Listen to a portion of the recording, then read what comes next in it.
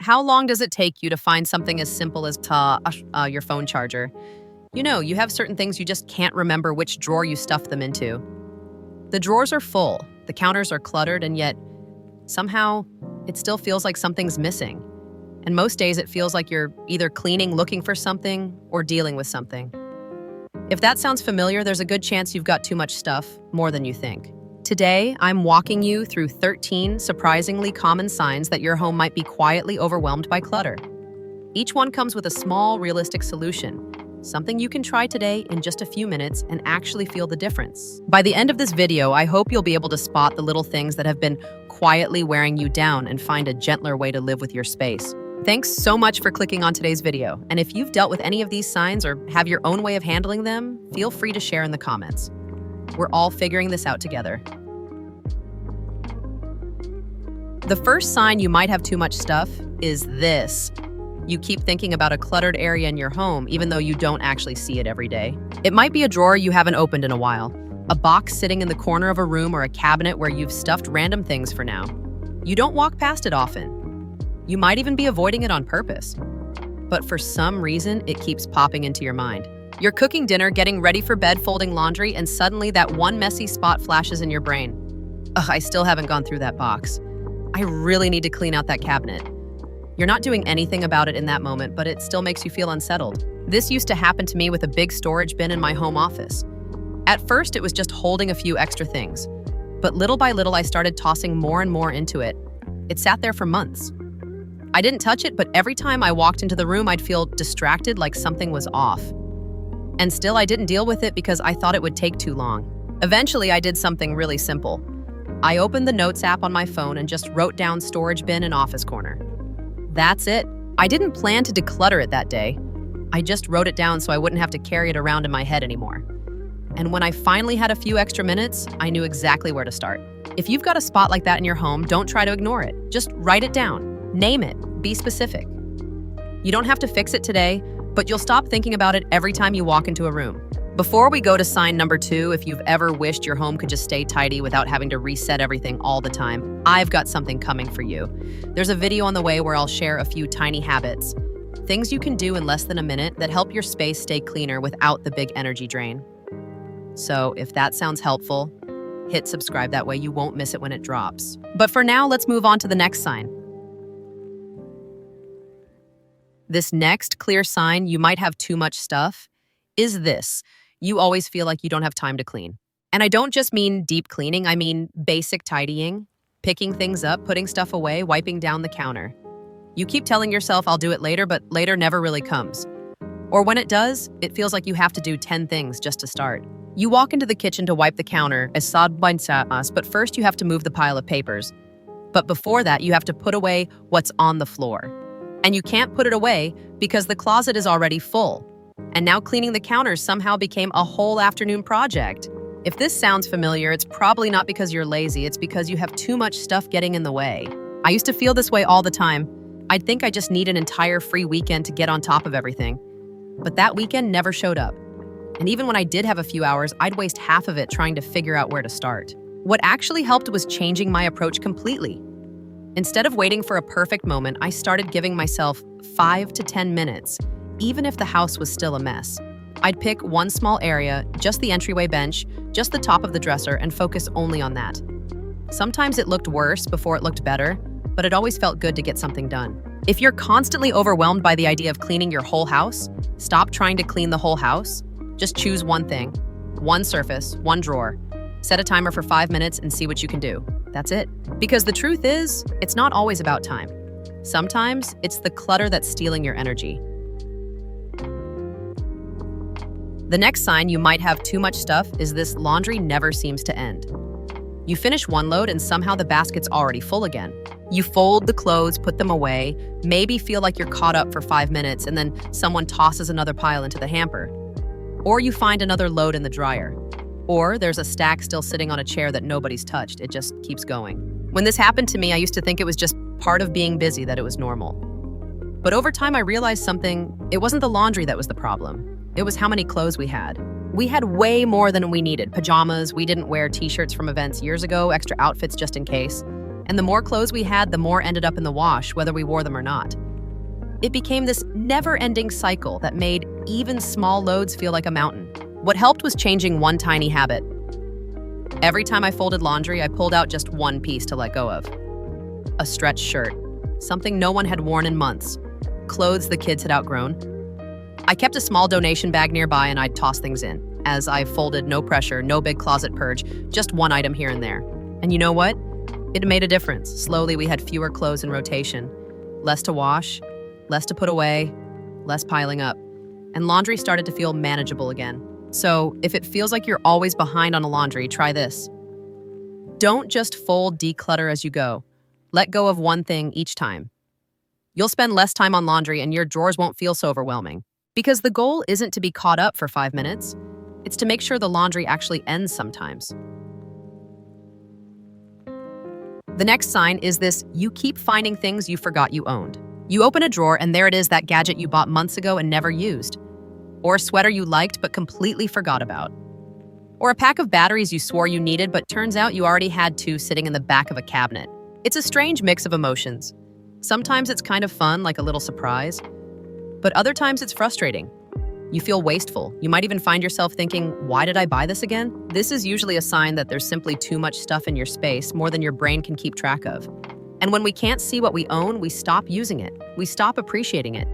And in a lot of cases, we end up buying duplicates without even realizing it. That used to happen to me a lot with kitchen items. I'd buy a can of something just in case, then later find 3 more buried in the back of the pantry.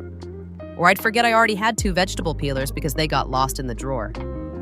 Every time I rediscovered something, it reminded me that I didn't need more space. I just needed less stuff. So here's something simple to try. When you find an item you forgot you had, don't just put it back. Pause. Ask yourself, am I really going to use this in the next month or 2? If not, let it go. Donate it, recycle it, or toss it if it's no longer usable. You don't have to do a big declutter all at once. Just use these little discoveries as chances to let things move on instead of letting them pile up again. Because when your stuff becomes forgettable, it stops being useful. And when things are easy to see and easy to find, you're far more likely to actually enjoy them. Another sign to look out for is this: you've got piles, stacks, or temporary bags sitting in random places, and they've been there for a while. Maybe it's a pile of papers on the counter, a stack of folded laundry on the stairs, a tote bag in the corner filled with things you meant to put away later. These aren't full-blown messes, they're the in-between zones. The places where stuff lands when you don't know where else to put it, or when you don't have time to deal with it right away. And the thing is, we often tell ourselves, I'm organizing. But if it's been sitting like that for days or weeks, it's not really organization. It's delay. It's decision fatigue. And it's often a sign that there's simply nowhere else for that stuff to go. I've done this so many times, especially with tote bags. After a trip or a day out, I'd come home and leave a bag near the door just for now. 3 days later, it would still be there. It became a habit. But those little piles add up. They start to blend into the background, and before you know it, they've taken over the floor, the stairs, the chairs, and the counters. Here's what helped. I stopped thinking of piles as temporary. Instead, I started seeing them as signs, little alerts telling me this stuff doesn't have a home. And if something doesn't have a home, I either needed to create one or let it go. Now, when I notice a new pile forming, I ask myself, is this just clutter in disguise? Do I have space for this? Do I actually need to keep it? It's not about perfection. There will always be moments when things pile up. Life is busy, but when it becomes the default, when every room has its little corner of stuff, it's time to rethink what's actually necessary. Because piles aren't the problem, they're the result of too much stuff and not enough space. The next sign is this: you know you have something, but you can't find it. You're standing there thinking, I swear I have one of these. Maybe it's a charger, a glue stick, that specific pan you only use once in a while. You're sure it's in the house somewhere, you just have no idea where. So you check a drawer, then another, then the closet, you dig through a bin, nothing. Eventually you give up and either do without or go out and buy another one, only to find the original one a week later in a random place you forgot existed. This happens to almost everyone. But when it starts happening often, it's a sign that there's simply too much to keep track of. Even if you're organized, you can only mentally inventory so much. And when every drawer is full and every shelf is crowded, things get lost fast. I used to think this was a systems problem, that I just needed better bins, better labels, better storage, but the truth was I didn't need a better system. I needed fewer things to keep track of. Here's a small shift that helped. When I couldn't find something I knew I had, I'd take a moment and ask, do I actually have a place where this item belongs? Or have I been moving it from one random spot to another? If the answer was no, I'd make a permanent home for it, just one place it always goes. And if I couldn't even remember the last time I used it, I'd consider letting it go altogether. Because when we have too much, our homes stop being functional. We spend more time looking for things than actually using them. So next time you find yourself digging through a drawer for something, you know you have take that moment as a signal, not to feel bad, just to notice. That might be a little place where less could help you feel more in control. Another sign is this: you bring something new into the house, but don't get rid of the old version. You buy a new water bottle, but the old one still sits in the cabinet. You get a new mascara, but the nearly empty one is still in the drawer. You upgrade your phone charger, but keep the frayed one just in case. And over time, these duplicates start to pile up. It doesn't feel like clutter. Or at first, it just feels like options. Or backups. Or maybe I'll still use it for something. But when this happens over and over again, what you end up with is two of everything and not enough space for any of it. I used to do this all the time, especially with kitchen tools. I'd get a new can opener, but keep the old one in the back of the drawer. Not because I needed it, just because I hadn't decided to toss it. And that drawer, it was always overflowing, even though I only ever used one can opener. What helped was this one simple rule, one in, one out. If I bought a new version of something, I let the old one go right away. Even if it still technically worked. Even if it had a little life left. If the new one was better, more useful, more reliable, that's the one I kept. And the old one got donated, recycled, or tossed, depending on the condition. This rule might sound small, but it adds up fast. You make space for the things you actually use and stop holding on to the just-in-case items that just fill drawers and shelves. So next time you bring something new into your home, take 10 seconds and ask yourself, is this replacing something? And if so, can I let that one go now? Because keeping extras sounds harmless until your house is full of backups and your life starts to feel like a storage unit. The next sign is this: you keep buying storage bins, baskets, and organizers, but nothing ever really feels organized. You scroll past a cute set of matching bins online and think, this will finally fix that shelf. You pick up another basket from the store hoping it'll tame the hallway clutter. You buy drawer organizers, zip pouches, or under-bed boxes, but a few weeks later, things are still chaotic. If you've ever thought, I just need the right system, but every new system still ends up full and messy, then the problem probably isn't storage. It's volume. I've been there. There was a time I had a whole closet filled with labeled bins. They looked tidy for a little while, but they were packed so full that the minute anyone needed something, everything got pulled out and jumbled again. It wasn't a lack of storage. It was too much stuff being forced into containers. What helped was this: I paused all storage purchases for a while. No new bins, no clever solutions. Just worked with what I had and started pulling stuff out instead of trying to pack more in. And something surprising happened. When I removed even just 20–30% of the contents from each bin, drawer, or basket, the system suddenly worked better. Not because it was fancier, but because it had breathing room. So if you catch yourself eyeing another storage bin, try this first. Pick one full basket or drawer in your home and declutter it by just a third. Not everything, just enough to give it space again. You might realize you didn't need a new organizer. You just needed less to organize. Let's move on to the next sign, and this one's frustrating when it keeps happening. Your organizing systems just don't hold up. They fall apart quickly. You tidy a drawer, you set up a bin, you label everything so clearly, and for a few days it works. You feel good. You can find what you need, but then suddenly things start spilling out again. The bins are overflowing, the drawer's a mess, and everything's mixed up just like before. When this happens over and over again, it's easy to think, maybe I just need a better system. Maybe I didn't organize it right. But here's the truth. The system probably isn't the problem. The real issue is that there's too much stuff going into it. This used to happen in my kids' bathroom. I had little trays set up in the drawers, one for hair ties, one for toothbrushes, one for lotion and sunscreen. It worked until it didn't. A few new products came in, some extras got tossed in. Then things didn't fit in their trays anymore, and once one section overflowed, the whole drawer became a pile again. What finally helped was rethinking what the space could realistically handle. I wasn't trying to cram everything in anymore. I started by removing what didn't need to live there at all. If a drawer or bin isn't staying organized, try this. Take out 25 to 30% of what's inside. Not because you're doing a big purge, but because the space needs room to function. When there's space to breathe, you're more likely to put things back. And that's what makes a system sustainable. So next time you feel like your organizing efforts keep falling apart, it might not be your method. It might just be that the space is too full. Let's talk about another sign, and it's one you've definitely seen before. Stuff keeps floating around your home because it doesn't have a set place to go. You pick something up from the table and realize it was also there yesterday. Then it shows up on the stairs, then on the kitchen counter. It's not messy enough to toss, but it's always in the way.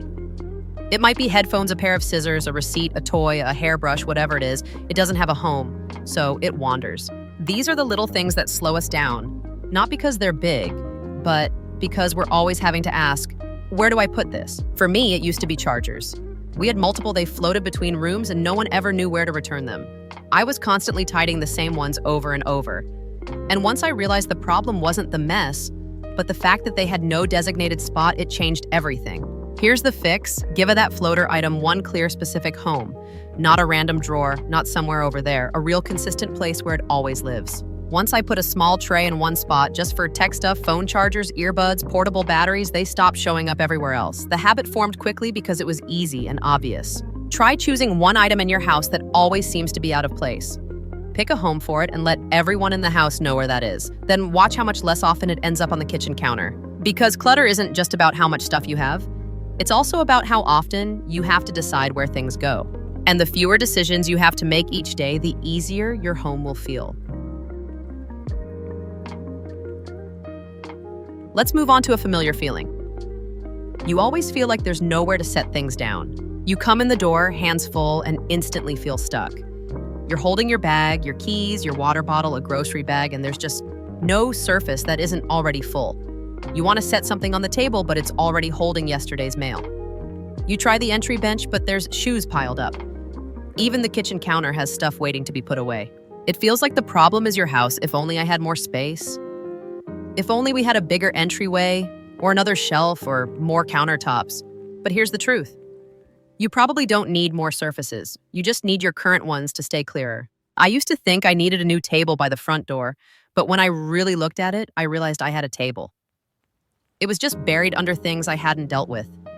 Notes from school, unopened mail, random stuff that didn't belong there in the first place. What helped was building one small habit. Clear one surface before trying to add a new one. Before buying another table, another basket, another hook, I asked, can I reclaim the space I already have? And almost always the answer was yes. So if you find yourself saying, I wish I had somewhere to put this, take a look at what's already there. Chances are you do have a place. It's just been taken over by things that need to move on. Creating more flat surfaces won't fix the clutter. Clearing what's already there, even just a little, can give you the space you've been missing all along. Let's move on to a quieter sign, one that shows up when someone else is around. You feel awkward or embarrassed when someone asks where something is. Maybe a guest asks, where do you keep your extra paper towels? And your stomach tightens a little because they're in the random closet, the one you don't want anyone opening. Or a family member asks for the tape, and you hesitate because it could be in the kitchen drawer, the entry basket, or maybe that tote bag from last week. It's a small moment, but it tells you something. If you're hesitating to answer, or hoping no one opens that cabinet, it's a sign that space isn't working. I remember this exact feeling with our hallway closet. It had turned into a dumping zone, gift bags, batteries, tools, half-used candles, just a mess. Every time someone needed something from there, I'd try to go get it myself so they wouldn't see inside. Not because it was terrible, just because it was overwhelming and made me feel behind. Eventually, I took a deep breath and picked one shelf to deal with. That's it, not the whole closet. Just the top shelf, the one that made me cringe the most. It only took 15 minutes. And weirdly, that one shelf made the whole closet feel more manageable. From there, I slowly worked through the rest. So if there's a space in your home that makes you hesitate, the one you don't want anyone else to see, that's your signal. Don't overhaul the whole thing. Just pick one part of it and start there. Because the goal isn't to impress anyone with how perfect your home is. It's to feel at ease when someone asks, hey, where do you keep the extra towels? And finally, one of the most common but unspoken signs, you get anxious when someone says they're stopping by, not because you don't want to see them, but because the house isn't ready.